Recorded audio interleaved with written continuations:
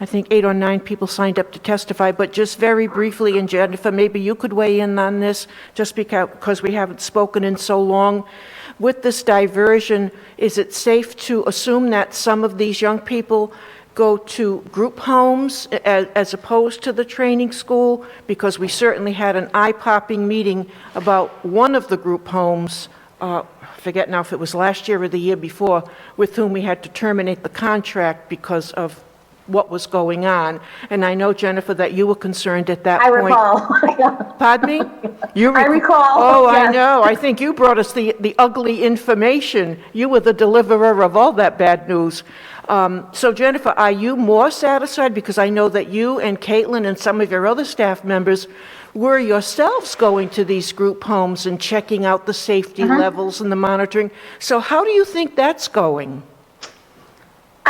Okay, so first I do want to say that I still maintain that I think the Rhode Island Training School is one of the best placements that we utilize in DCYF. I do want to acknowledge the GPWs and administrators.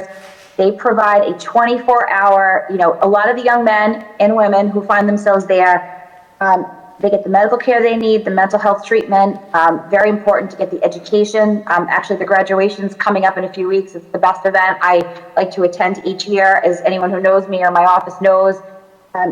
These are committed and dedicated employees who, many of these young men and women, after they leave the training school, their sentence ends or they age out or they start acting better, reach out back to the training school for guidance, for support. Frankly, one of my colleagues that I work with, I poached her from the training school. She still gets calls, and she's been with me for 4 years. So I just want to acknowledge with the work they do. I accept the diversion. I think they do well. I think the community hearing boards do well. But I do not work for the family court. I'm personally a proponent of training school over temporary community placement. I would rather young people do time at the RITS than do time in placements that are temporary in the community or group home or their home. I would rather have the stronger sentence come now when they are still able to be at the RITS, not at the ACI.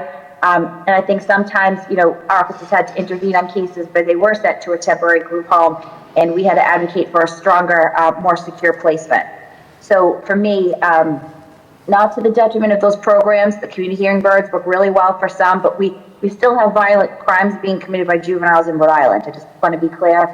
And I strongly believe that they, either male or female, belong at the RITS.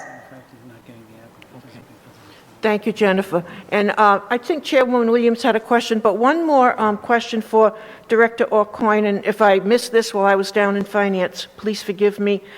I do know that the last time we met, or the second to the last time we met, we had Secretary Wamsetta Jones in, and she mentioned having a difficult time attracting qualified candidates for the new director of DCYF, and one of the impediments was the low salary. And I thought she said it was in the neighborhood of $125,000 a year. So do you think that this is still an issue, Director Aucoin, in getting, and Jennifer, or both of you, one of you or both of you, in getting qualified people to apply, or if qualified people have applied and you've been ready to hire, has that, frankly, I think it's a low salary too for the amount of responsibility. Has that been an impediment, one of you or both of you? Just quickly. I could address that, Chairwoman. So I think the state has recognized that has been an impediment. And there was a recent public hearing to upgrade the salary of the director's position. I believe that the public hearing occurred, and I'm not sure what the next step is, but it definitely increased the base salary of the director from the original, I want to say 127 or 128 into the 130s. I would even up it more than that. I'll tell you, for being responsible from children prenatal to 21 with the extension of care, I don't think I'd do it for that either. Okay, any other questions, Representative? Well, Chairwoman Williams, you've been waiting patiently, so I think you had your hand up. So I'll let you go, and then Rep Knight, and then Rep Place. And Madam Chair, if I could be recognized at the end of that, this is Rep Chippendale, I would appreciate it. Thank you. Okay, sure. Sorry, Rep. Now I have, thank you, Madam Chair, but I have a lot of questions, and I don't want to take up the time from others, but I would like to ask all of them, if that's okay. Let's see how it goes, because we do have 8 people, and I know they wait patiently, and it's almost 6 o'clock, but go ahead. Thank you. Kevin and Jennifer, I want to commend you both for establishing or reestablishing the relationship that you now, professional relationship that you now have, one that has been missing in that with the 2 departments, with previous administrators or directors. So I'm glad for that. And that's a positive thing, along with all the other information that has been brought by both of you with the achievement that the department has made, continues to make. And I appreciate very much, Jennifer, when you come correct. You provide the information based on the facts, friendship or not. So I appreciate that too. I'm a little taken back, however, by the 2 of you, but I'm going to speak to Jennifer in particular. When we have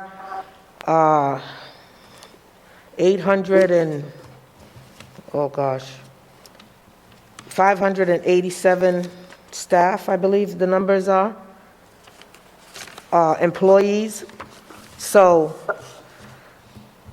these employees, pretty much the same employees, are the ones that have been there for 10, 15, 20, 25 years.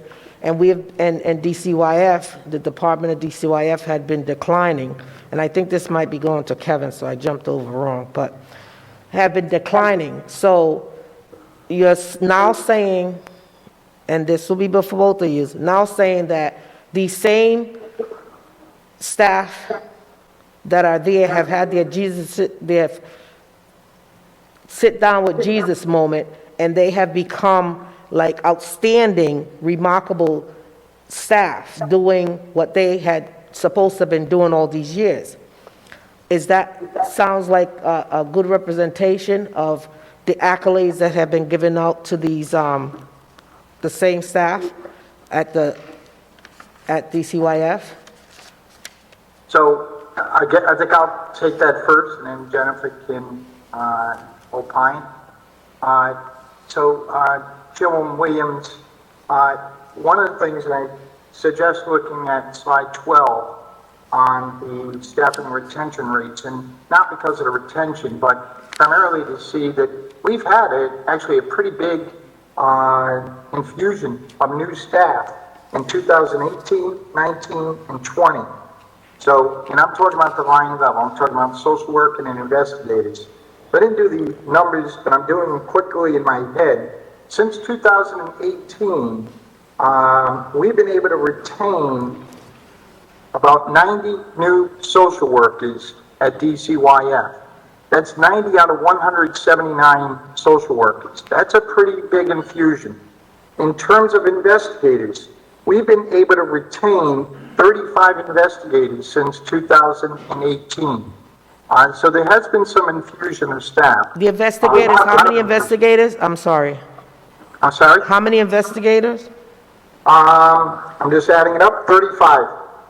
Plus we hired an additional 5 in 2021, in March of 21. So if you include those, that's 40 investigators, and the number I gave you for social workers since 18 is about 93, and you add another 7, so that's 100.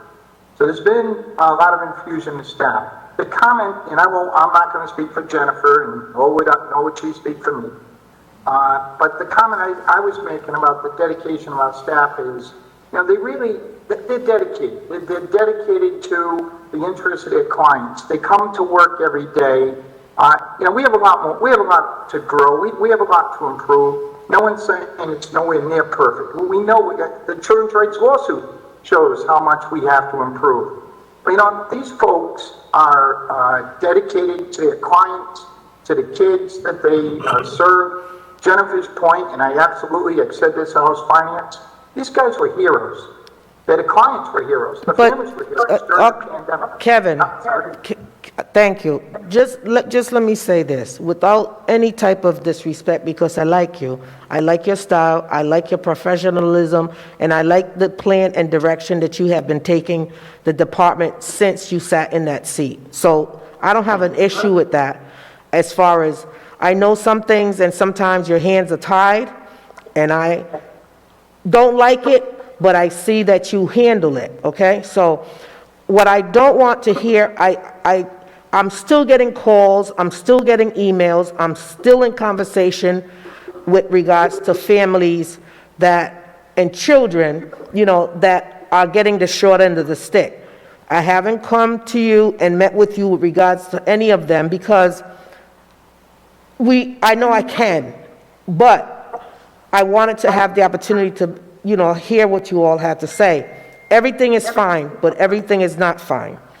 And I want us to be able to bring those things to light because they're not anything new. They are occurrences and by the same individuals, which says to me, it may be something that where your hands are tied. Not only yours, but many other that are in position of authority in the department. So, of those numbers that you said, gave out as far as the investigators, the 40 and the 93 social workers, how many of them are of color? I believe we actually have the data on our overall rate in terms of minority employees at DCYF. The last data I saw showed that DCYF's minority rate was at 29.45%. As to the entry level, I don't have that broken down by the entry level staff compared to supervisor staff, compared to support staff and administrative. Perfect example. Perfect example. I'm going to continue because I'm trying to speed up so that everybody, perfect example. You don't have the information as far as, you don't have it broken down like the others, okay? It should be. What are the exact number of 586 or 587? How many of those are of color? And then I would like to know the breakdown of their titles, position, front line, behind, underbind, somebody. I want to know that breakdown, please. And if you don't have it right off the hand, Kevin, I will wait for you to get that and we can move on, okay? All right, so real quick, and I understand, I appreciate the brevity you're suggesting. So I do have the number on the chart. We can forward this to you. Of our entire DCF personnel roster, 98 of our staff are African American, and 50 of our 601 staff are Hispanic, Latino. And that's out of 580. That's on the 601. That's on 601. This was as of March of 21. So when I gave you 600, that was as of April 30th of 21.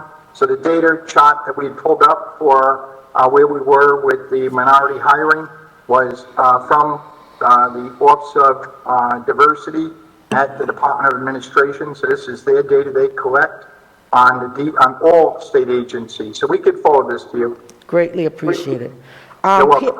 Parents, we had discussed the last time we were in conversation about a survey with regards to, and especially now that you all feel so good about the great work that the 567 staff or the 601 staff are doing.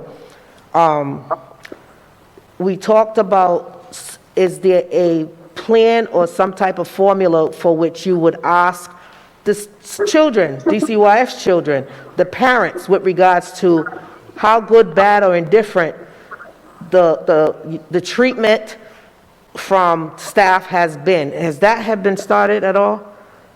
Actually, great question. So I think the last time we were together, I was mentioning that one of the developments is getting engagement groups going. One of the engagement groups that we have started is a family engagement group run by parents. So DCYF is invited to attend and listen, but it's run by parents. I would expect that those issues will come up and already have come up as part of the parent engagement group. I was on one last week. So there is a process for that, Representative Williams, and that is absolutely critical that we hear from the consumers of the system, because things, I don't mean to suggest things are perfect here. Absolutely they're not. And we have a long way to go. But what I was trying to say, what I was meaning to say, is that we do have a number of dedicated staff here, and they try their best. And I do agree with a lot of the comments here. A lot of this and a lot of the concerns that you hear about the department's responsiveness is connected to workload. We've made some significant headway in terms of driving down that workload and prioritizing hiring of frontline staff, but we need to do more. So I stand with you in saying that more work has to be done, and I stand with you in saying we need to continue to prioritize getting more staff, frontline staff in at DCYF to give them more opportunity and time to help families. Well, I'm glad to hear that you said, that, you know, there are some staff, or a lot of the staff are dedicated, because there are many of them that are not. But, you know, hey, this is Rhode Island. But I would like to know as well, how attached is the boys' training school, or the training school, boys and girls, to DCYF? And what I mean is,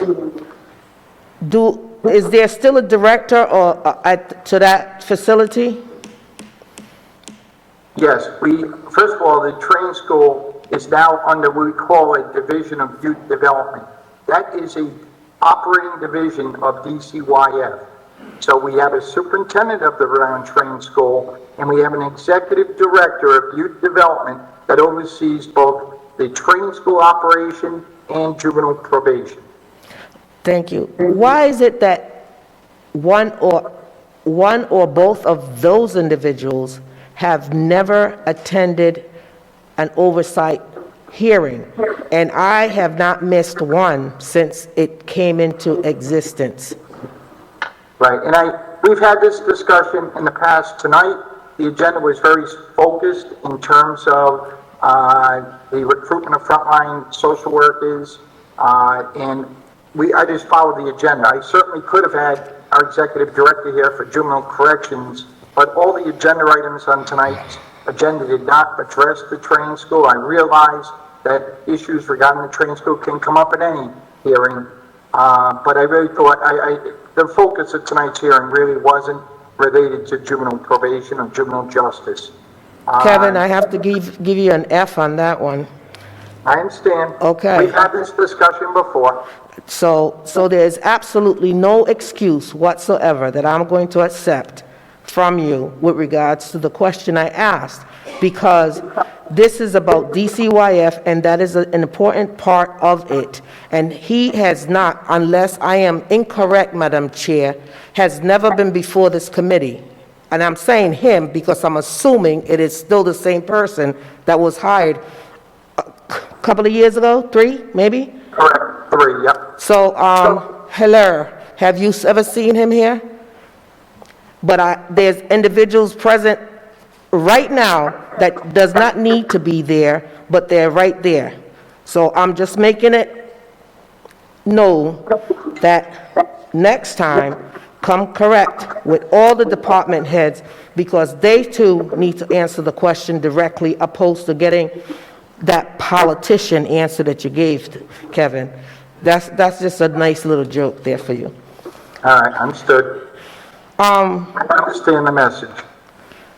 How many attorneys, I know that was brought up, how many attorneys exactly work for DCYF, and even though they're being, on another payroll or in another department, however you said it, how many exactly? Well, actually, Chairwoman Williams, I have Pat Hessler, our executive counsel, here tonight. She can give you the breakdown in terms of the number of attorneys on our staff, and I don't want to misquote it, so I'm going to turn it over to Pat. See how nice that is? That, you could have turned it over to that training school director, so he could have answered the question. See, that's called inclusiveness. Bring it on, Pat. Okay, good evening, Rep. Williams. So the number of attorneys, we have 11 attorneys at DCYF, and of those 11, 9 are court-based attorneys. We have one attorney in the office that does only consults and another attorney that does administrative appeals and Supreme Court work. So, but we have 9 attorneys that are in court and have full court calendars. And how many of them are of color? We have one of color. I hired our first attorney of color, a wonderful young woman, last, I think January, February, I brought her on board. Of this year? Yes. And the other 10 are, how long have they been there?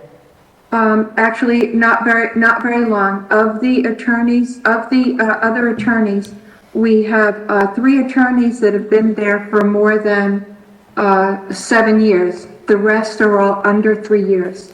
Under 2 years, you said? Under 3 years. Some are under 2 years. Yep. Oh, okay. So of all of them, especially the ones that's been there for the longest, right? Yes, yes. How many of them license, or I don't know how to phrase this, has to do with child welfare or families and stuff like that? Okay, let me see. Of the ones that have been here for more than 7 years? Yeah. 2 of those are on the that have full calendars in family court. Okay, and what the other one do? The other one who does, she is the consult attorney for Child Protective Services and for Family Service Unit workers that have emergencies. So she has, Yes. her background is in family practice yes. or whatever? Oh, absolutely. She's been a DCYF attorney for, I don't know, I want to say almost 20 years. She used to be a trial attorney, a DCYF trial attorney. She did have a full caseload for many years, and now she does our consults. Oh, I thought you said there were 3. The longest were 7 years. Now you're saying she's been there for 20 years? Yeah, it's longer than 7 years. Oh, longer than. 7 Okay, years. Yeah. okay. We have our longest serving attorneys. It's like 7 years, and then we have someone 20 years and someone I want to say about 25 years. Can I get the background, the information of each one of those sent to Yes. me, their tenure, Yeah, please? absolutely. And I will do their expertise as far as in the Yeah. law, if it is to do with family or whatever, anything to do Yeah. with children. Well, I will say that that they're all able to try cases, but I think what you're getting at is the issue of knowledge of child welfare. Right. itself. Yeah. Yeah. That's exactly correct. I don't want, Yeah. you're a lawyer and you can bring it to the court. I don't want that. Yeah. I want your No. qualifications. I want to know that this is the area in which you're representing, not just Yeah. because you got a JOB. Yeah, I understand. Okay. Yeah, our newest attorney, the newest attorney that we just hired, the one I just spoke with you about, she actually, we did hire her because we had watched her in the family court representing families on child welfare cases, and we hired her for that reason because we were so impressed with her. That's great. Imagine how many Yeah. you could have watched that looked like her that would have been in there and doing what these others that probably don't have the qualification as far as the family structure part of it Yeah, would do. So I'm glad at least there's one out of the 11. We got to do better. Chairwoman Yeah, we Williams, do. after you finish with your questions related to attorneys, maybe we could move to Rep. Knight, Rep. Place, Leader Chippendale, and then come back to your next category of questions. But keep going on, No, attorney. what I'll do is I just got called for another bill, for another hearing, so Okay. I will pause here. I'm not letting them off the hook, and I would greatly appreciate to be able to come back and ask the remainder of my questions. Because, as I said, we do have some people who want to testify, too. That's fine. And Mrs. Hessler, nice to see you again, but since Chairwoman Williams brought up the question of attorneys, I believe that one of the things, I'll just make a quick statement, I do believe that one of the things that I contacted Director Aucoin about during the pandemic was the allegation, and I don't know if it's true, was the allegation from a couple of constituents whose cases were allegedly continued, allegedly because the DCYF attorneys were not prepared. I don't know if that's true. There's two sides to every story, and I know the truth is always in the middle. Yes. I think that the truth is in the middle, to be honest with you. Not knowing specifically which cases they were, I do know that Director Aucoin had spoken with me on at least one occasion and asked me to follow up with that, which I did. And there's more to it than just not being prepared. That said, I acknowledge the fact that we have a lot of a lot of attorneys that are new to child welfare, and I do have a plan that is addressing that issue. Okay, so what's the number in their caseloads, Mrs. Hessler, those new attorneys? 9 of them, you said, I think? 9 of them? We have a total, yes. Actually, our attorneys suffer from many of the same concerns that have been voiced with our FSU and our social casework and frontline staff. Their caseloads are very high. They're well over 300. Some lawyers have 350 cases. Each? And Each? Yes, which makes it so that, that lack of resources of attorneys puts them in with a lot of the same concerns and issues that our social caseworkers have with burnout, high caseloads, really fear of making a mistake, losing their license as a result of it. So this is a concern. I'm sure, I have heard, I've spoken with the union, I've spoken with the court about this as well. Some of it's a training issue that we are addressing, but a lot of it is sheer volume of caseloads. So the attorneys are members of the bargaining union? Is it bargaining agreement? No, they are not. Okay. They are not. And I think it's 2 cases that I'm thinking of in particularly, and it was in both instances, it was the mothers, and their cases involved the reunification with their children.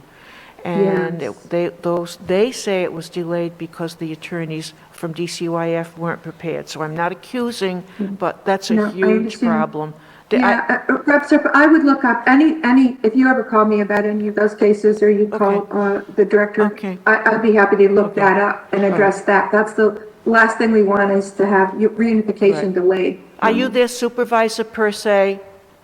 I am I have someone who supervises them, but overall I do supervise the legal office. Okay. But I do have someone, I brought a wonderful attorney up very successful attorney that has been managing our county offices for the last 7 years. I asked her to come up, and she came up, I think February or early March, and has been doing an amazing job organizing the staff, organizing and starting the training that we really needed to have done. She's a wonderful partner to me, and I really appreciate the work she's done, but we have a lot more work to do. Okay. With our attorneys. And I think reunification should be a priority, but I don't want to go on. So Rep. Knight, you had some questions. Please proceed. Just one. Go ahead. And it's actually not the one I was going to ask, but since we have Pat on the screen, Pat, you and I a while ago talked about the issue of who's the client in the courtroom, Yes. where when you go and are in court with DCYF and there's social workers and there's case agents and there's lawyers, it can be hard to tell who, from the lawyer's perspective, who is the actual client, as in who's making the decisions about DCYF's position on any one case. Since I have you here, have you addressed that in training with the lawyers or developed any sort of client structure in the courtroom? Yes, actually, that's It's a very timely question, Rep. Knight. We actually had a legal training, and we actually asked Director Aucoin to come and do this training with us, where we had a very strong message to all of our attorneys that while the client is the department, case management decisions are strictly the purview of the case managers, the social case workers. If there's a legal issue, and there's sometimes, that's something where the lawyers need to make decisions. But the Director Aucoin made it really clear, and through our questions and answers, that we're a part of a team, but the case manager needs to direct the case. So long as what they're doing meets our legal requirements, and as long as we know that we could prevail based on what they're doing on the case, they have to direct the way the case goes. And that was well received, because there had been some, it's hard for attorneys, particularly if they had been prosecutors previously. They're not in charge of the case management. That's strictly the social case workers that are in charge of that. That's great news. Thank you for clarifying that. I think that's welcome. helpful for Thank everyone you. in the courtroom. Thank you. Representative Place, please proceed. Thank you, Chairwoman. My question's for the director. The chairwoman asked earlier about budgeting, and I was wondering if you could clarify, what exact role did you play in putting together your department's budget, say under the previous administration to this administration? Is there any change? Was there any I didn't hear that again. Was there a change? No, okay, so we're going to go back to budgeting. Right. The chairwoman asked earlier your role in the budgeting process. Could you tell this committee directly, what was your role in the budgeting process for your department? So let's deal with this year's budget, because that was a little bit more traditional than last year's budget because of the pandemic. So this year, all the agencies needed to submit their budget proposals in October. The agencies were given a guidance to submit a budget proposal, a constrained budget proposal with a 15% general revenue cut, and also an unconstrained budget.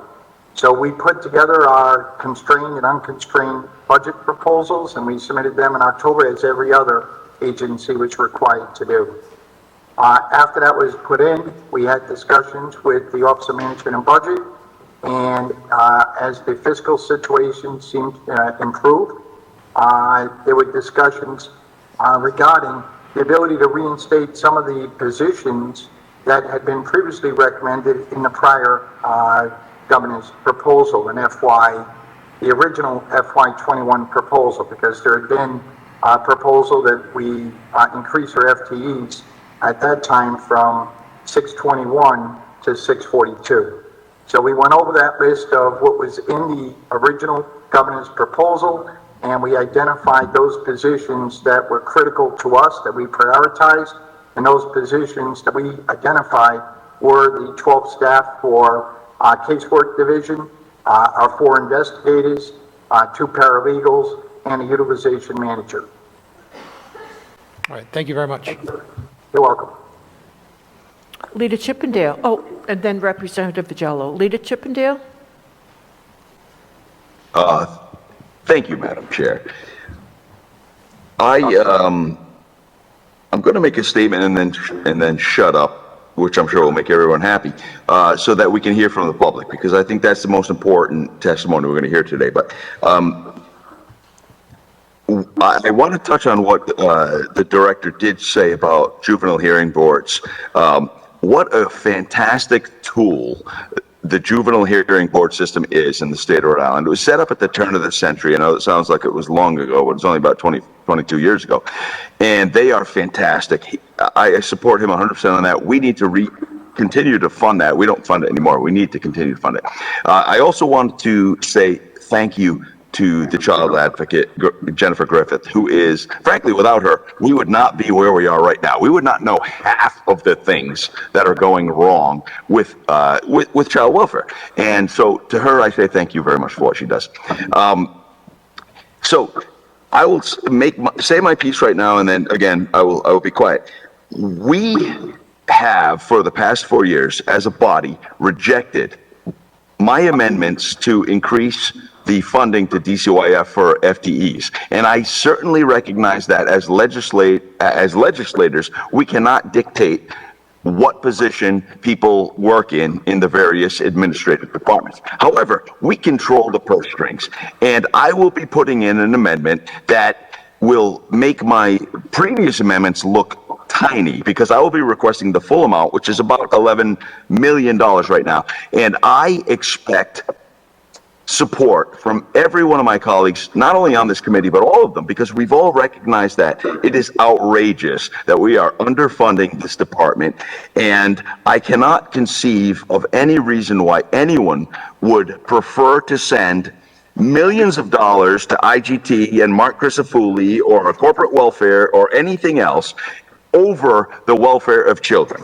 And to my colleagues who are freshmen or are new on this committee, I want to say something that I've always said, or I've said repeatedly, which is the DCYF system is a system where we, as a state, take the position that you, mom and dad, do not properly know how to raise your children. We know better. And therefore, we are taking those children from you so that we can raise them. And when we do that and then come up against child advocate reports where children are dying in DCYF care and there's underfunding, we can't get accredited, we have to come to a reconciliation. That reconciliation is this: we will either properly fund that department, or we will give lip service to those children and those families and then turn our backs on them when it comes to budget time. I reject that. I think we need to fund them robustly. And as a Republican, I'm not ashamed to say that. I'm a fiscal conservative. But this is a place where we take children from their parents' arms because we know better.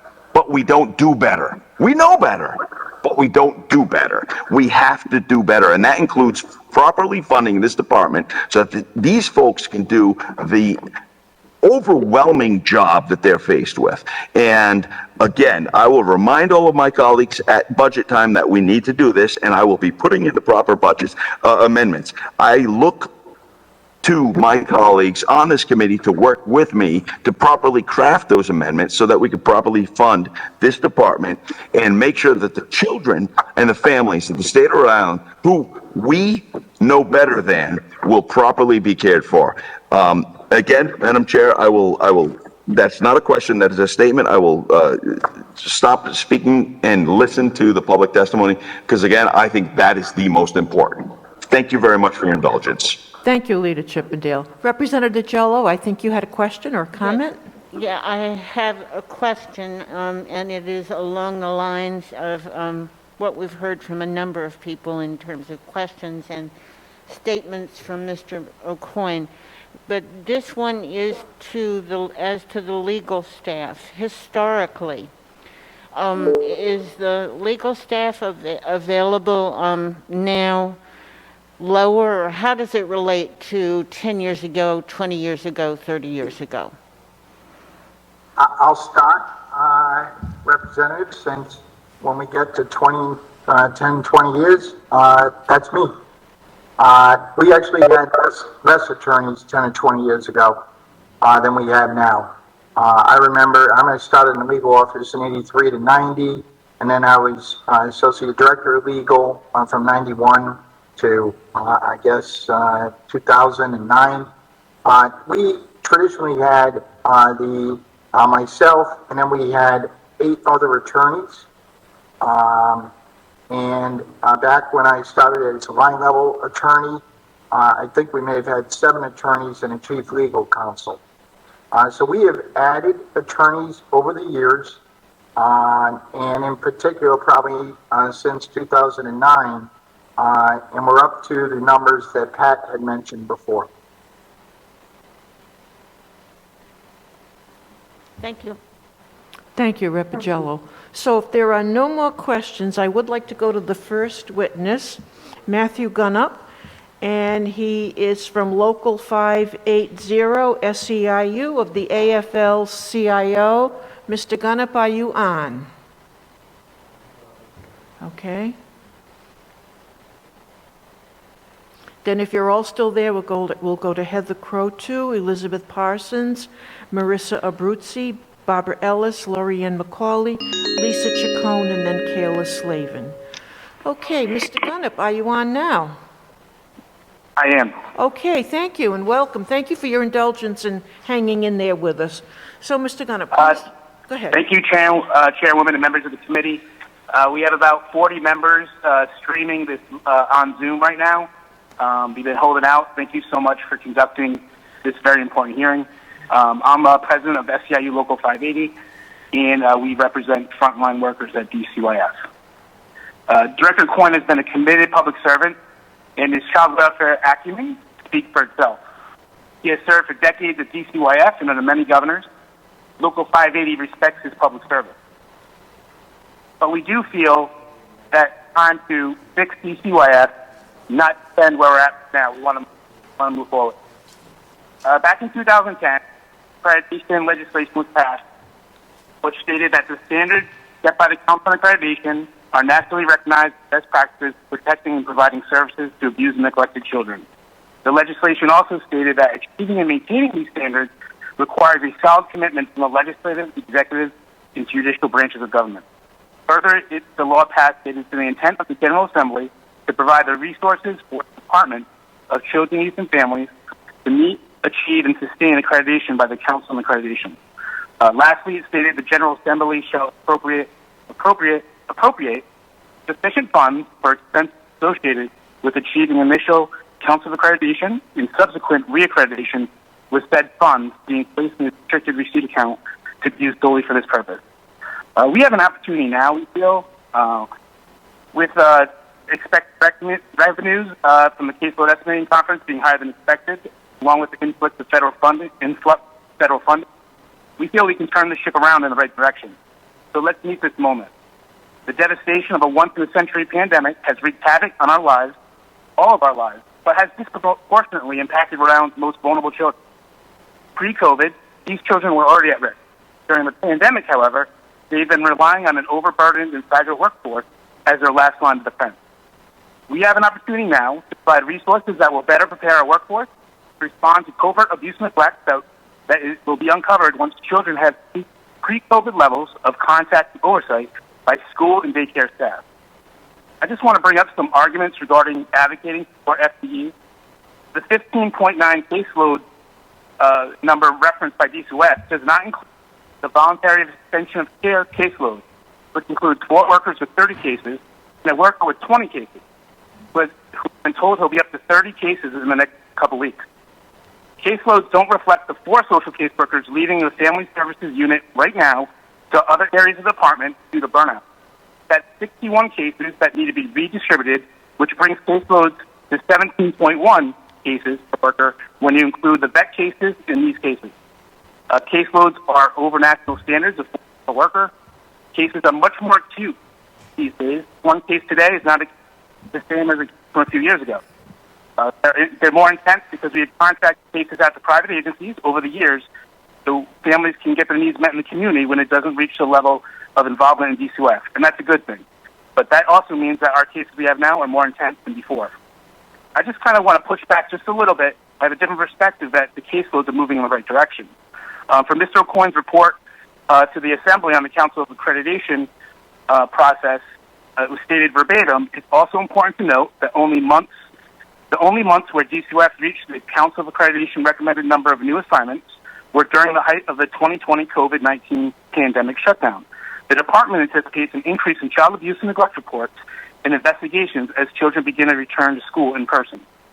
The Rhode Island Kids Count data substantiates nationwide COVID crisis of a sharp decline in calls to the child abuse hotline, resulting in escalation of caseloads in need of DCYF to get prepared for an influx of cases when once children return back to pre-COVID level of interaction with school staff and daycare staff. We've already talked about the issues with not meeting benchmarks with the federal the federal consent decree, which is another sign of the caseload issues. The workload study was talked about, and Mr. Aucoin talked about waiting for that workload study and then making maybe some adjustments in the budget for next year. But we really feel, with all due respect, that's just kicking the can down the road. We welcome a workload study, but we know the data right in front of us now. Every one of the child fatality reports for the last 15 years recommends more workers, that DCYF is understaffed. The Council of Accreditation says DCYF needs 90 more frontline workers. The Family Services frontline, the Family Services Unit frontline social caseworkers have 30 units today versus 46 in 2007. The FTE cap was over 800 then. Now, I just wanted to make two more last notes here. The governor's recommended this year in the FY22 budget is 627 FTEs, which is 13.5 less FTEs than the governor's recommended FY21 budget from last year, which was 640.5 FTEs. Lastly, I just wanted to discuss what our workers are going through right now. We did a survey of workers and their well-being, and the results of the survey are very sobering. 120 members at DCYF completed a professional quality of life survey. This survey has been studied to be valid and reliable in measuring burnout and compassion fatigue. Do you feel trapped at work? 27%, very often or often. Due to work responsibilities, do you feel on edge about various things in your life? 32%, very often or often. Do you feel it's difficult to separate personal life from it as a social worker, from life as a social worker? 33%, very often or often. Do you feel worn out or exhausted from work? 64%, very often or often. Do you feel overwhelmed because your caseload or casework seems endless? 67%, very often or often. We hope that this information is helpful. We really do appreciate the time the legislature conducting this hearing. The agenda items were all on target, and we're willing to take any questions. Thank you for your time. Thank you. Any questions for Mr. Gunnop? Representative Casimiro. Hi, Matt. It's Julie Casimiro. Hello, Representative. I want to ask about the retention in FSU. Particularly, I'm hearing that retention of employees is good, but not necessarily in FSU. Can you speak to that? I really appreciate that question. That's a good question, Representative. So, since about July, from the numbers I've tallied, there's been about 32 workers who moved off the front lines of the Family Service Unit to other areas of the department. And that, you think that survey reflects why they're moved from the front line. It's just the workload is too high and too stressful. 4 of those workers, the 32, are going to be moving within the next couple weeks. And that's what I referenced earlier. Those 61 cases amongst them need to be redistributed. So that's going to bring that number cited earlier of the caseload size that was cited higher. Thank you. Thank you. Thank you, Rep. Thank you, Matthew. I would like now to move on to Heather Crodu. She's a supervisor at DCYF, Committee on Political Education Secretary, again, Local 580, SEIU. Heather, if you're there. Do we have her? Okay, thank you. Heather, please go ahead. Again, thank you for waiting. Sure, thank you. My name is Heather Croteau. I was hired as a social caseworker in July of 2013 with a class size of 33 people. Out of my class hired less than 8 years ago, only 2 of those classmates remain as FSU workers in our 4 regions. The common theme of why people have left in my class is burnout and secondary trauma. I myself temporarily left the department in January of 2019. Leaving DCYF was one of the saddest decisions I've ever made. I was burned out. I spent many days and nights caring for children that were not my own, sacrificing time with my own young children. I felt like I was a constant in some of these kids' lives, and leaving them was a heartbreaking decision. But after too many sleepless nights with racing thoughts, always questioning, did I miss something? Was a child in danger? Would I be the next worker in the news or in front of all of you for a child fatality? I had to step away. When something happens on the caseload, it's the front line that is looked at, not the totality of systematic issues. Despite all this, working at the department is in my blood. I'm proud to work at DCYF. I loved that job, and I came back as a frontline supervisor in November of 2019. Here are my brief observations. Since 2013, this is the lowest number of cases I've ever seen in my career, but it's taken a pandemic to get here. Children have a lower level of visibility right now, which results in a lower number of cases coming in. Yes, we are hiring more workers, but we are not retaining the seasoned staff that we have. The policy of the department is we do not count the frontline social workers leaving for other departments or newly created units within the agency. I can quickly, off the top of my head, name you at least 20 frontline social caseworkers that have left in the last year and know of more veteran staff leaving within the next month. The departures result in a very green workforce, including workers that were hired in a pandemic that have not experienced the true amount of cases that they will carry. They're about to find out now that the state is opening, cases are beginning to increase. I predict we will easily be at 17 to 18 cases very soon. As touched on earlier, 15 cases is not 15 kids. 15 cases could mean 30 kids. We count cases by mothers, which can mean multiple children and fathers. An out-of-home case means at least one visit per week per parent. Sometimes we are ordered 3 visits per week. Parents deserve to see their children. However, we are ill-equipped to handle these visits. For example, in my region, we have 8 units of 5 workers when we're full. This is 40 workers. We have 6 CSTs in my region that are responsible for visits. On average, a CST does 2 visits a day, 5 days a week. This is 10 visits a work week. We refer to visitation programs, but this is a slow process and they have to meet a certain criteria. Finally, the magic number of cases since I've been hired at the department has always been 14. As a caseworker, I had only in my career had this level of cases once because I was leaving. I can tell you that 14 cases does change things, not just for the worker, but for the family. You are able to do better casework. You are able to be an effective caseworker. If you were to ask me what the department needs, I, of course, would say more workers. However, we need to retain the ones we have. We have to stop setting up workers for failure and work on having supports in place such as CSTs, strong community programs to be the eyes and ears in the home when we cannot be there, in manageable caseloads. If we do not keep the staff we have, this will be a constant issue that is never truly fixed. It will be a constant revolving door of workers, and we will be merely putting a Band-Aid on a gaping wound. Thank you. Thank you, Heather. So would you say it's an oversimplification to suggest that if the social workers, the frontline social workers were paid more money, they would be more inclined to stay long-term? Is that an oversimplification? How do you feel about that? Well, yes, I do. I mean, I think that there are people that take pay cuts, to go to other agencies because of the stress of working at the department. I mean, I myself have a master's and a license. I could easily leave to make more money. I don't because I love the job so much. I like to be there. It's not the money. It's just the level of stress that you experience. You just need you need more supports. I do not think it's solely based on salaries. I mean, would more money be nice? Absolutely. Compared to other states, we make less. We would make maybe $10,000 more if I worked in Connecticut, but it's not just about the money. So when you say community supports, can you give me a couple of examples that you know of, given your experience in the field? Sure.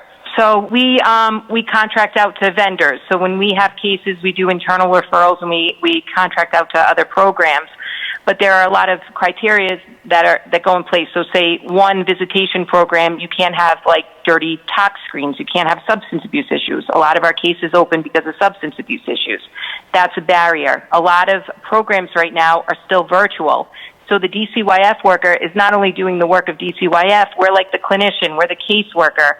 We're doing all these roles within the home because the programs are not all going out there. We have some great programs in the community. We need more programs. We need more supports for parenting. We have to refer out to parenting programs, visitation, in-home services for the kids because of behavioral issues, problemized sexualized behaviors. There's so many different programs we need, and we do have wonderful programs. We just need more.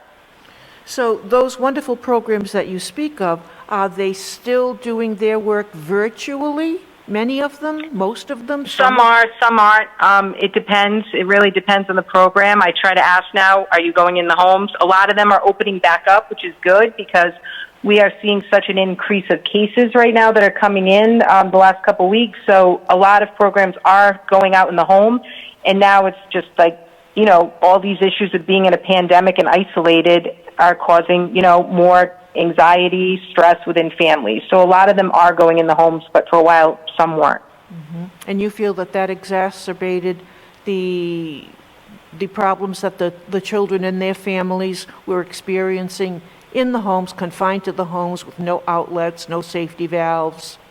Yes, I mean, so if you're reunifying a family that has some issues and they're marginal, and you're reunifying in a pandemic, it's a lot of isolation. I mean, luckily for us, we really haven't stopped. We stopped for maybe like 2 months when this first happened in March, and then we learned how to do it and be in person again, because we knew virtual, you miss out. So by June, we were in the homes, but a lot of the programs weren't. So it was really falling on the brunt of the worker, and you saw a lot of workers between July and August of last year leave the department because we're always creating like new units. So we're not going to do a screening unit. Now we're going to do a screening unit, and it's based on seniority. So a lot of workers leave. So we're always having new units being developed, workers leaving, and we lose those senior workers. So you have a very green workforce that is coming in, and they're good, but they just haven't had the true experience yet of the department. I understand, Heather. And while I have you on the line, I do want to thank you and your members for the good service you provided. I knew it was difficult, but I did read in the media how you folks were meeting literally families and children in the driveways. You know, you couldn't always go into the home, but you met in the driveway, and we appreciate that. It didn't go unnoticed, and I think that you were not among the first to be vaccinated. Is that correct? It took a while for I actually got vaccinated not through DCYF. We kind of ran out of vaccinations for supervisors, but because I'm an LICSW, I was able to get my vaccination that way. And I just wanted to say to you that we thank you for doing this work. There's about 40 of us on a Zoom call right now watching and are happy that DCYF is getting this attention. And, I just give a lot of thanks to the workers. I'm a supervisor. I don't always go out. I'm not really as frontline as they are. When we say frontline staff, the workers are the ones that are always going out. As supervisors, I go out in a lot of emergencies, but I just want to give credit to those day-to-day workers that went out every day in CPIs, because they're the ones that really have done amazing work. They really have, and we certainly recognize that. And I got a call from the press yesterday, and they indicated in the call to me, the gal that I spoke to, she said, "Oh, you've been kind of easy on DCYF lately. There doesn't seem to be the fire in your belly as there was last year." I said, "Well, I kind of feel like we've been in an area of separation all these months." I said, but I assure you we'll get an update tomorrow, meaning today, and as issues are brought to our attention by either Director Aucoin, who I believe he's been very honest with us and very forthcoming, or by Jennifer. Go ahead. Yes, sorry. Director Aucoin is a great director, and we have a lot of great administrators, and we have a great OCA, Jennifer Griffith. We really feel supported by her, and it's just a great. We just need support though as workers, and we need lower cases. I know you do, and I was going to mention Jennifer too. Her work with us. She's certainly a bulldog in the ring.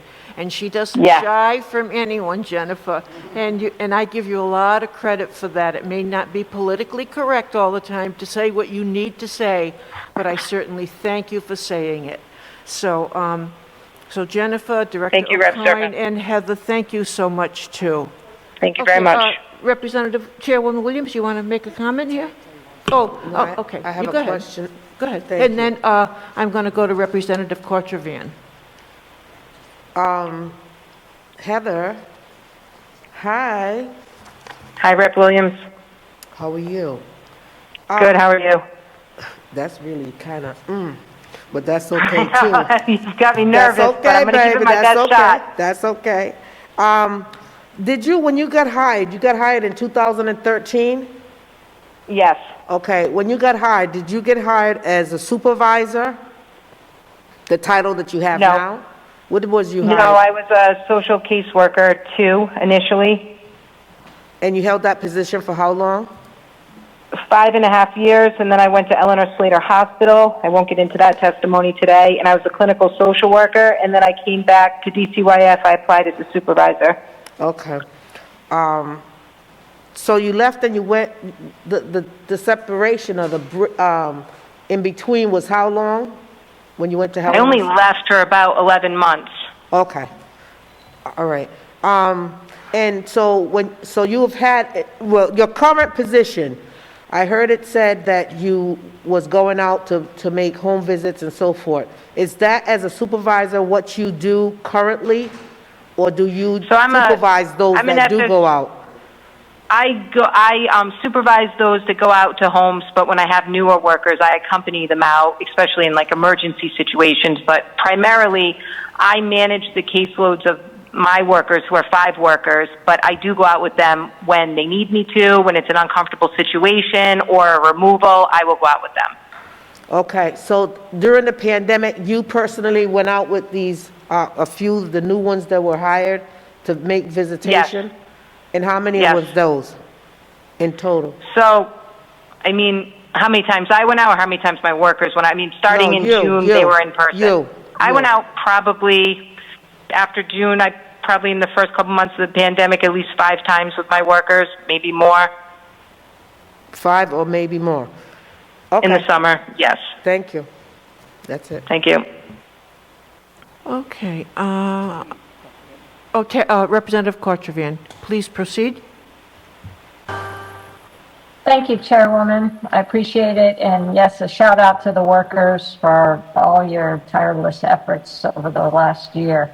My question is maybe to Heather or to the child advocate. You both have talked about how you count cases, and that one case could mean a mother with 1 child, and another case could be a mother with 10 children. Is that the best practice? Is that how I'm new to this committee, but could you tell me if that's how other states count cases? Is there another way to look at those? Beth, I think I would like to have Heather answer that question just because of her role being a social worker, and I have not been. I mean, since I started at the department, we always count cases by mothers. So we always have one mother is the case, and then however amount of children she has is included in the case. And the fathers are separate. Sometimes there's 1 father, sometimes there could be more. I don't know what other states do for case counts. I just know what we do. I've only worked at Rhode Island for child welfare, and we don't have a lot of communication with the other states. Okay. I just wondered if there was a better way to look at that. Right. A way to rank cases or as to their difficulty, or because I'm being told in my live Zoom that's also how Massachusetts does it. They do 1 case and it's the mom, the kids, and they do it that way as well. All right. Well, thank you. I appreciate that. Thank you. Representative, if I could just weigh in on that. I Sure. agree with what Heather said, and that is generally how Massachusetts does it. The workload study is going to account for the variables that Heather and Matt and Jennifer talked about earlier. It's going to attribute to the intensity of the work. So at the end of the day, it's not going to be a straight how many cases you have and what do we, I mean, anyone could do that math. How many cases do we have? How many social workers do we have? And how many expert social workers do we need to get to 14 or get to 13? The workload study is going to take into account the workload intensity of the case and determine what is the sufficient number of staff needed to be able to manage a manageable caseload. Great. It should be that. Thank you. Thank you, Representative Cortravan. So if there are no further questions of Heather, I'd like to move on to Elizabeth Parsons, please. Elizabeth, are you there? Alan, do we have Elizabeth? Okay, thank you. Elizabeth, welcome, and thank you for hanging in there patiently. Thank you. And Elizabeth is a social caseworker at DCYF. So please go ahead, Elizabeth. Hi, good evening. Thank you all for having me here. And I just wanted to give my experience with FSU and how it's affected me personally. I have actually recently chosen to leave FSU due to the emotional toll of the job, as well as the lack of support that I feel is received. I myself was in the same class as Heather, and as she has previously stated, through her we've both been there for 8 years, almost, and I actually had the most seniority in the Providence region prior to just recently taking this new position in licensing. That should tell you something in the retention of staff at the department and how hard it is to keep people. And I think the amount of movement with workers is at a detriment to the children and the families that we serve. Unfortunately, many workers do leave due to the stress of the job without the support of higher-ups, and we're often putting out fires instead of doing actual casework with our families. The residual trauma of watching kids linger in care, removing children from their homes, deaths of parents or even children on our caseloads, and not having an understanding of how this actually affects us as workers is very hard. And those are just a few of the many reasons of why it's time for me to leave in FSU. And I can also echo in what Heather was saying, leaving has also been a very emotionally taxing thing on me in having to say goodbye to the children that I serve. And also, I think it also, again, has a detriment on them in having another worker yet come in to work with them and try to either get them home with their families or get them into a forever family. Thank you, Elizabeth. Is that the conclusion of your testimony? Yes, it is. Thank you. Just one question. You know, you talk about the lack of support. I have read of some high stress, high tension careers that have in-house, well, I want to call it mental health support because I don't know what else to call it because frankly, that's what it is. Do you see any value in something like that? And it's actually for the employees themselves. It's not for the families you would serve. It's actually for the employees themselves. So given your position and your experience, do you see any value in any kind of in-house support for that way? Or do you think that your stress, your tension, the things you've seen in terms of kids being removed from their families and you having to witness that horrible scene when they're literally sometimes dragged away, do you think that that in-house support is helpful or no? We do have the peer support team, and I do feel that having your peers to be able to help you and help you work through that trauma is very good. I also feel, though, that because of the amount of things that you're not only seeing, but also, again, the lack of services in the community and not being able to reunite families the way that you would like or things like that, and not, I think there's often a cause to blame of the social worker as opposed to looking at the global picture of a case when something might go wrong, and that is where it can get very dicey. Liz, who blames the social worker? Did I hear you say that? The blaming the social worker? Oh, you mean the families? Did I hear you say that? The families will blame us often, but I also think just the as a whole, it feels this way anyway, that it's looked upon as a social worker as doing something that, or something that they could have prevented when a lot of these things cannot be prevented that are happening in cases. And it's not looked at as all of the people that were involved in the case. And, you know, we know, I was talking to someone earlier today, we know that the problems in families now are multi-generational.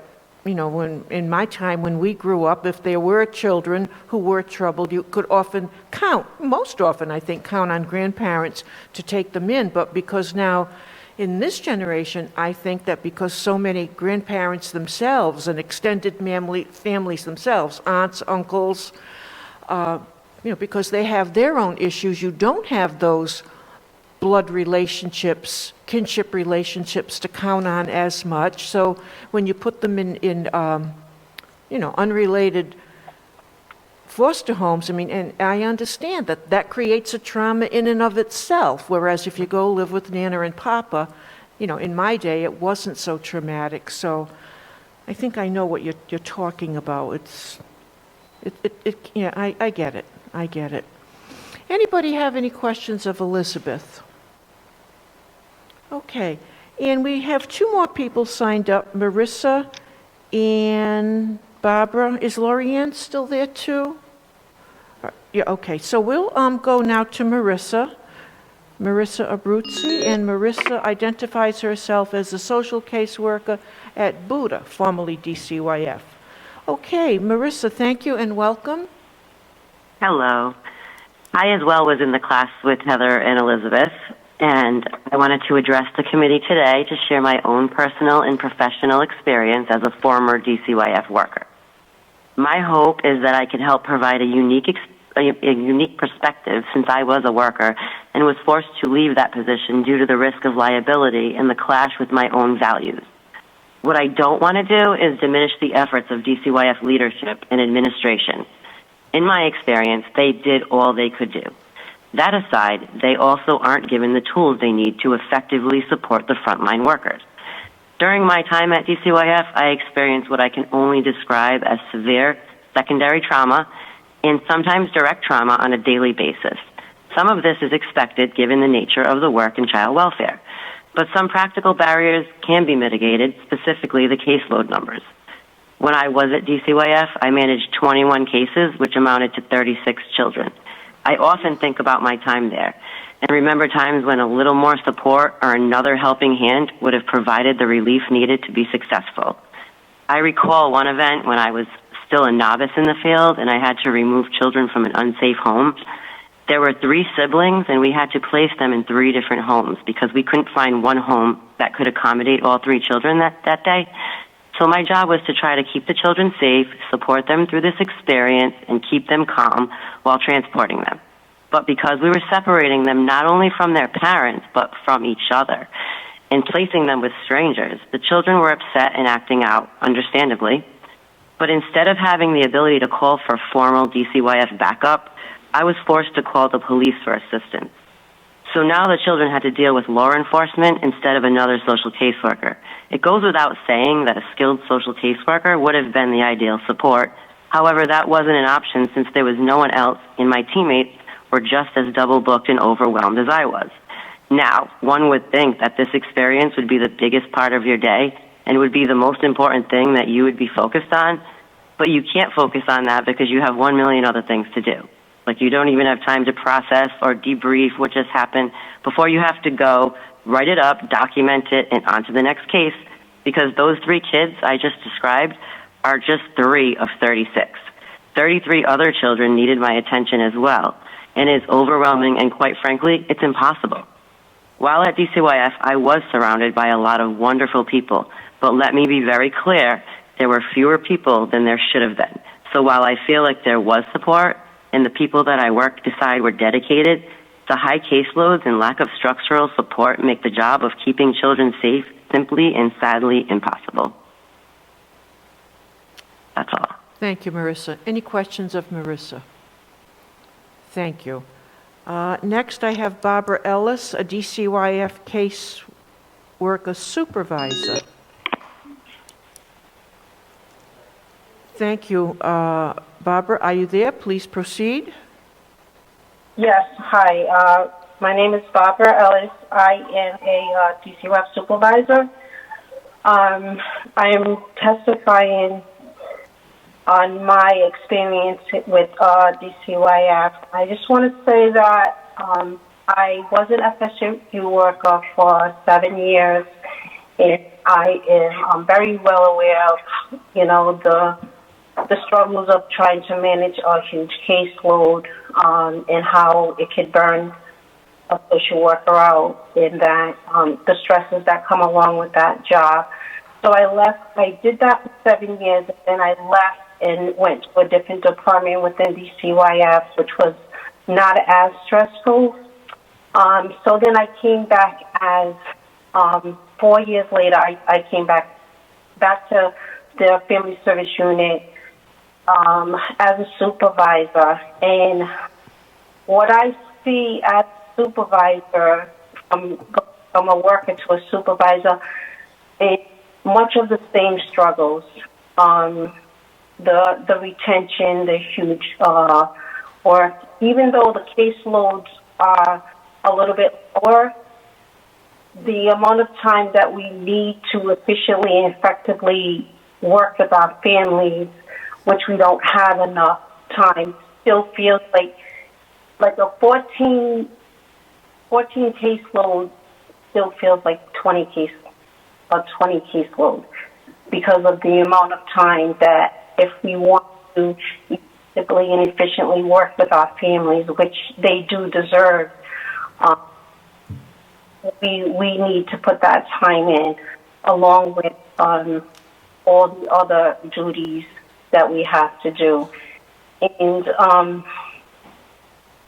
some of these tasks may be small tasks, but they're time consuming. So that's my biggest concern, and that's what I get a lot from my is as well, is even though we have a smaller caseload, the amount of time that we are required to put into effectively work with our families is, it feels like a caseload or more. So, yeah, basically that's what I want to say. Thank you, Barbara. Are there any questions of Barbara? Thank you, Barbara. And next on the list, we have Lorianne McCauley, and she identifies as a social caseworker for DCYF. Thank you, Lorianne, and welcome. Thank you. Thank you, members, chairwoman and members of the committee. I just wanted to share my experiences as an FSU worker. I have been employed by the department since 2014. I was a family social worker in the FSU unit for 6.5 years. I want to echo what Ms. Parsons says and Ms. Crutu says. I too suffered that trauma. I remember being in the office one night till 8 o'clock on a Mother's Day weekend with a parent that just would not give up their child but significantly had problems. And I just wanted to give a brief show of what happens when a social caseworker receives a family. This social caseworker needs to immediately engage with the family, which is often at court for an arraignment. This is pre-pandemic, of course. The social caseworker is not only meeting the parents, the children, the family, the grandparents, the aunts and uncles, the siblings, and anyone else associated with that family. Taking in all those necessary components into consideration, that worker then needs to set up visits, make referrals, service plan, and provide whatever support that family needs. That one family could be a full-time job for that worker. And then you become fully responsible to meet those needs for that family, but also with the providers and other family members, and of course, the children, without much support. And I do not want to take away any support the administration gives us or any other workers, but I believe that if that worker felt more supported in the things they needed to do, that would be a less of a burden on those caseworkers. The crux of this problem is that the heavy caseloads lack that significant, meaningful support that these families need. That in turn results in a resolving door for these vulnerable families as well as the social caseworkers. As a senior worker, I had to make that heartbreaking decision to leave my position in FSU. And as Ms. Parsons says, that is not easy. Those children count on you, those families count on you, even the ones that are angry with you when that case opens, when you become engaged with them and provide that support, they count on you for that. And that becomes a heavy burden to take home with you each day. And I could not continue to suffer that burden with my family, so I had to make that decision. And I just wanted to share that with the members of the committee. Thank you, Lori, and I understand that the common theme here is caregiver fatigue, and Yep. It's coming through loud and clear, and I appreciate everything you do and every day you do it. So thank you for that, all of you. Thank you. And I believe that Chairwoman Williams has questions of the administration that she would still like to speak to. I think Director Aucoin, maybe Jennifer Griffith, anyone else, Pat Hessler. Well, I believe our legal counsel gave me the update with regards to the attorney, so that part of it. Okay, proceed then. Thank you. I just wanted to know that the people who called in, I mean, unless you want to hang on and chime in, I don't know if we have a... No, I thought you was finished. Oh, yeah, they're finished, but I didn't know if you needed them for anything. No? Not at all. Okay. Chairwoman, could I? Yeah. Chairwoman, Yes. Representative Oh, Norrie? I'm sorry. I thought you were Kevin Aucoin. If I may make just a brief statement, because if they do hang up, my statement is actually directed at them. Go Okay. on. Go ahead. No, thank you, Representative. So I just want to say thank you to all the people that called in today. It appears that most of you are present staff, and it takes a lot of courage to make that phone call. But I think more than courage, I think you realize that your director is doing everything that he can do for you and supports you, and that's why you're calling in today with no fear of retribution for your testimony. Good point. And that you want what is best for the organization, and what is best for the organization is for us to find a way to fund it so that Oversight is not continually having you here asking the same questions over and over again as we have done so many times. That is my statement. Thank you. Thank you, Representative Norrie. That's an excellent point, and it's one of the few times we've been able to have state employees come before this committee and not fear retribution. So apparently, Director Aucoin, that is a credit to you. So I don't know if you're going to be replaced anytime soon. I'm certainly not the one ushering you out the door, but whoever takes your seat, I hope that you will continue to impress upon that person that this is a very important part of that job, that these people should feel free to come forward, express their needs, their dislikes, and their likes. And you've certainly gotten some kudos for that tonight. So, Director, with that, thank you, Representative Norrie. That was excellent. Chairwoman, Yep. Chairwoman, sir, Yes. this is June Speakman. I have a quick clarifying question whenever Absolutely. you're Go right ahead. ready. Thank you. Go right ahead. Oh, now? Okay. Yep. So this goes back to Representative Corcoran's question about caseloads and how do you tell when too much is too much. And on slide 4 of the presentation, the director noted that if the department's going to move forward with accreditation, it needs 90 additional staff. So that must be based on some sense of how you appropriately measure caseload, yes? Is that connected to caseload? It is connected to caseload. Not all 94 of those staff representatives would be necessary for social work positions. We based it on the COA recommended caseload, which was between 12 to 14 families. It gave a little wiggle room there. And again, I think part of the discussion we had tonight was part of that wiggle room is taking into account the complexity of the individual cases. So if we can provide the breakdown of what that 94 staff were, the 90 staff, I believe that Adam Williams is on the call. He was one of the primary authors of this. Adam, how many caseworkers were actually included in that recommended 90 positions? There were 24 recommended FSU caseworkers, and based on that analysis and that report, that would have brought the caseload size down to just under 12.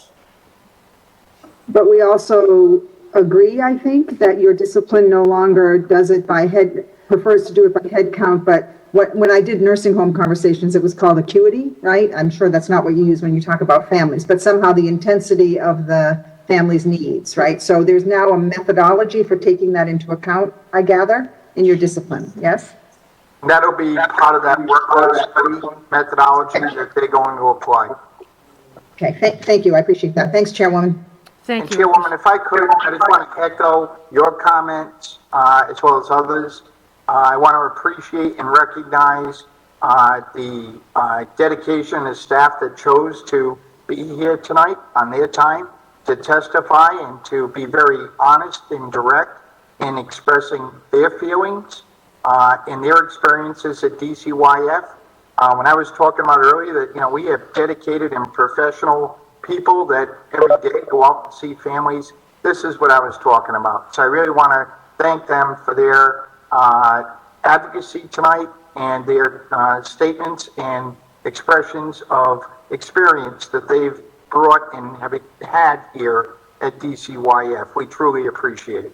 I believe that, Director, and fortunately or unfortunately, I have a couple of close personal friends who, unfortunately, have issues with not their own children, but, well, I guess with their children and their grandchildren, and they report to me that their interactions with your staff people are absolutely outstanding and professional, and they've been helpful every step of the way. So if you folks are still listening, I want you to know that it's appreciated from a personal point of view, first-person point of view. So, Representative Williams, you proceed now. Thank you very much. I am so feeling like I'm on cloud nine. All these yous are doing such a great job, and thank you and wonderfulness. I'm feeling like I would be remiss if I didn't say the same thing, but I'm not. So, Kevin, darling,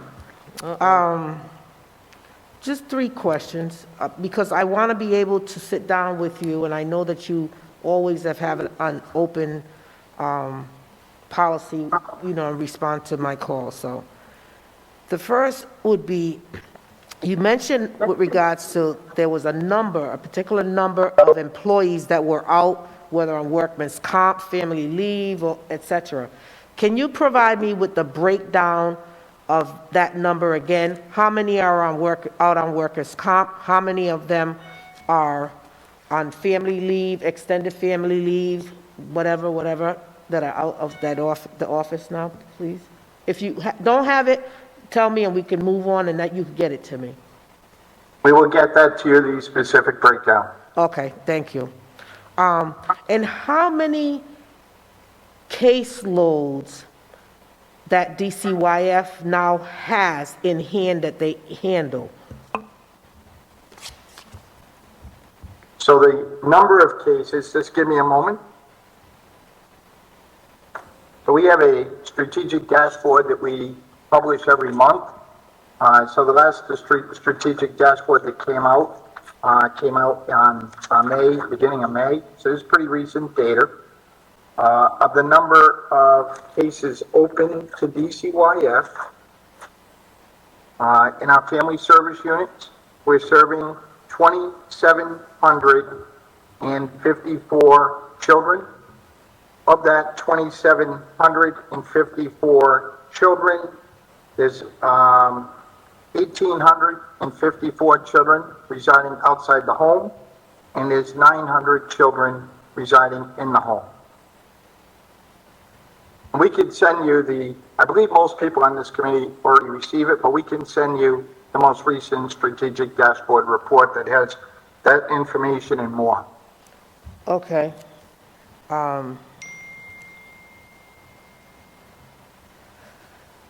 And of that, so it's 2754 in total. And of that 2754, how many families are of color?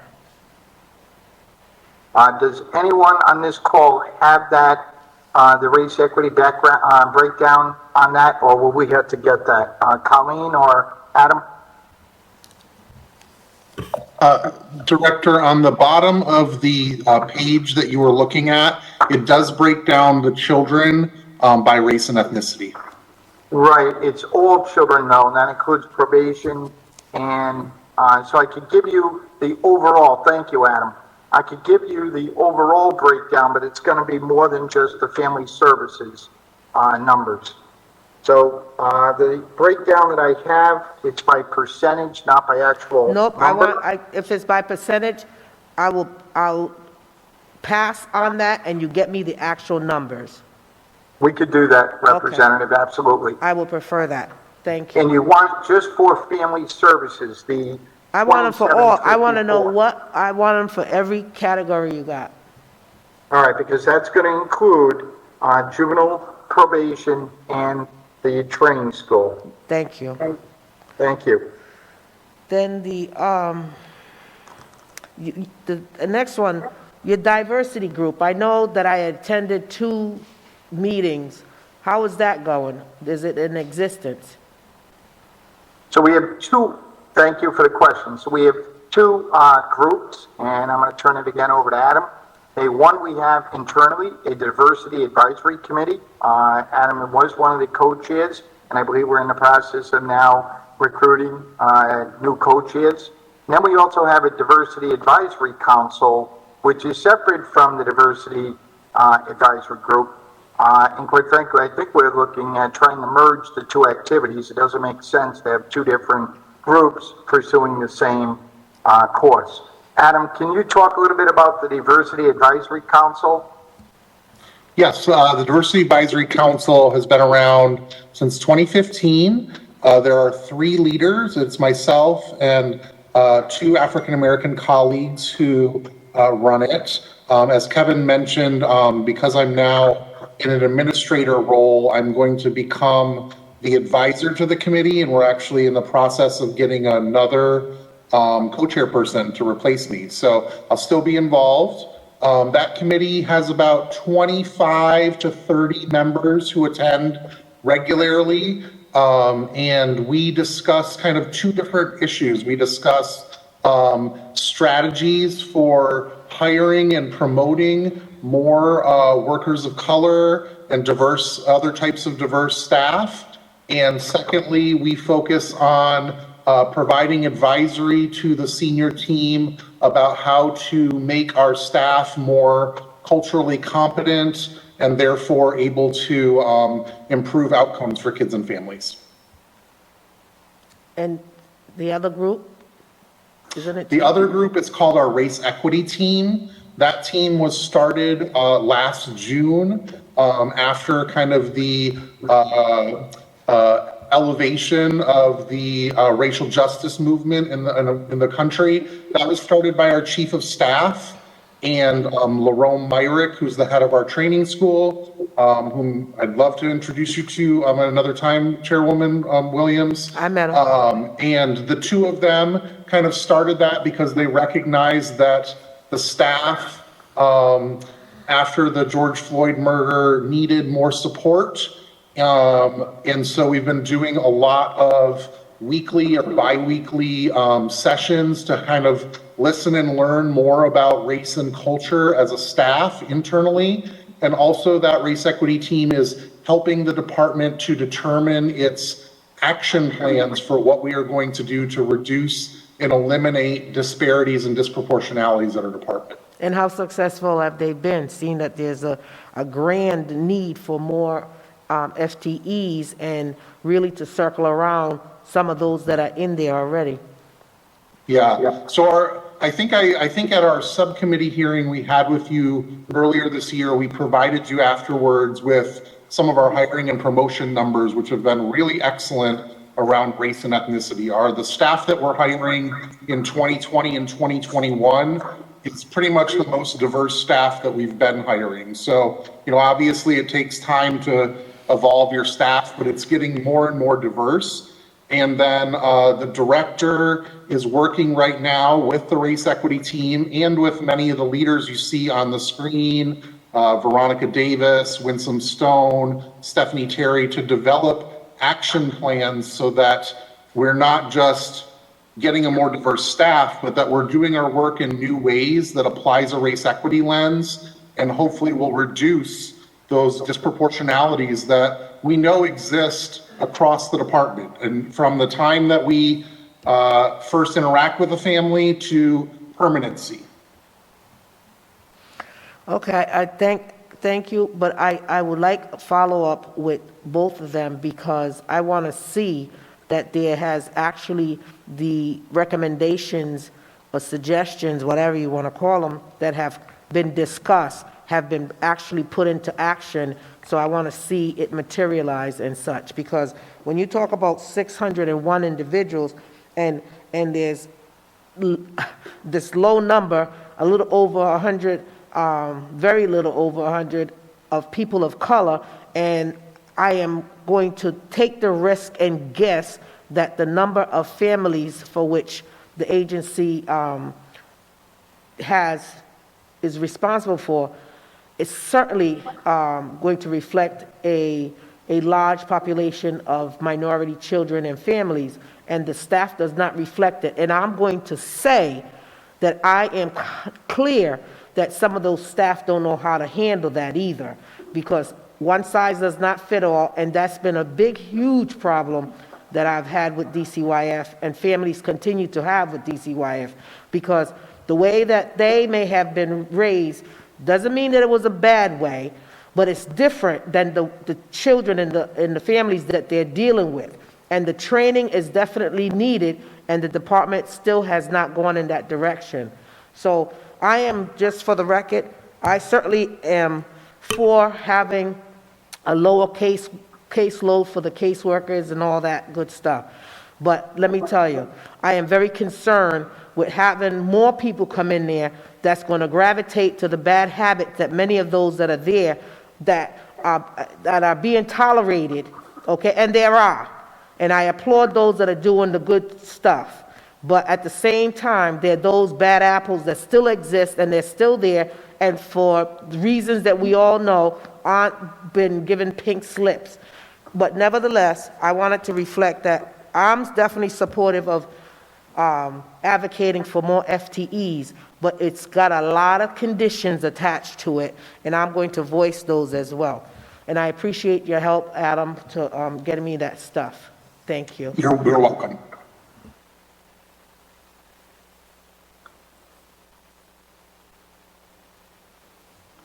Chairwoman Williams, have your questions been answered, or the information that's coming? The questions, they never been answered. Well, you've got some Please. information coming. Are you satisfied for this evening? I guess No, that's I'm right. not, but I'll tolerate it once again. Okay, thank you. All right, so if there are no further questions or comments, and folks, I guess Jennifer and Kevin, you're the last holdouts. I don't know if Pat is still there. So anyway, and members, thank you for hanging out too. Jennifer and Kevin and Pat Hessler, if you're still there, thank you for your, and Caitlin, you're still there. We didn't hear from you. Thank you, Caitlin. Caitlin, you've been so quiet. Okay, Yeah, I almost thank you. forgot you. So anyone else who hung in, I don't mean to exclude you, but we appreciate it. Kevin and Jennifer, you know, we will continue to pick your brains, and I know, Jennifer, that you will talk to us and keep us posted as this progresses and as things begin to open up. And Kevin, I hope you'll keep the lines of communication open with all of us if we have questions, and I appreciate it. So with that, I'm looking for a motion to adjourn. Motion to adjourn by Chairwoman Casimiro, seconded by Representative Place. Thank you, members. Thank you. Thank you. Good night.